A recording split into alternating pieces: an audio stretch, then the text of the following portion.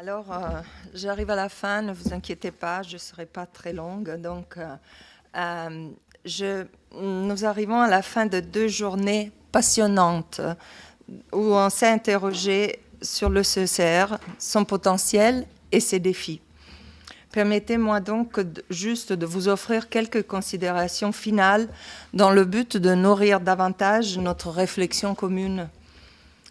Je me réfère pour faire cela aux 2 pôles entre lesquels se colloque cette située, l'idéal et la réalité. Du côté de la réalité, on a des sociétés qui sont toujours plus multilingues et multiculturelles, mais dans lesquelles l'idéologie de la pureté et de la séparation des langues reste très forte, et dans lesquelles la pression économique du tout anglais est une arme de destruction massive de la diversité linguistique. Et malheureusement, encore même du côté de la réalité, nous avons aussi une montée en force des nationalismes qui font de l'identité, pensée comme rigoureusement monolingue et monoculturelle, une bannière de l'intolérance, voire de l'exclusion et du non-respect des droits de l'homme.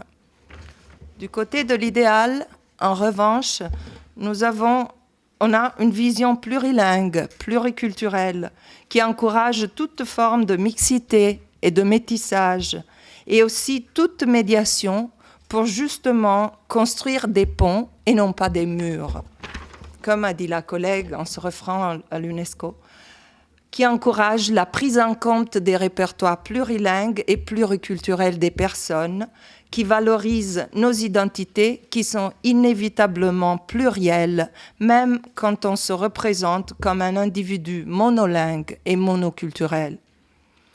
Nous sommes des hommes pluriels, comme le dit Bernard Lahire, qui vivent dans des sociétés liquides, pour utiliser la belle métaphore du sociologue Zygmunt Bauman.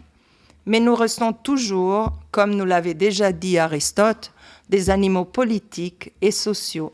Et tout choix que l'on fait est inévitablement un choix politique. Être ici, à discuter sur le CECR et son rôle dans l'enseignement des langues, est aussi un acte politique.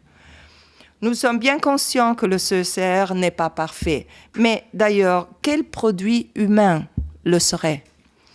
Mais il est un levier non seulement d'innovation didactique, d'innovation didactique des langues, mais aussi et surtout un levier de réflexion sur le rôle que les langues et cultures jouent dans notre vivre ensemble et dans la médiation de la richesse de notre diversité. Je vous remercie.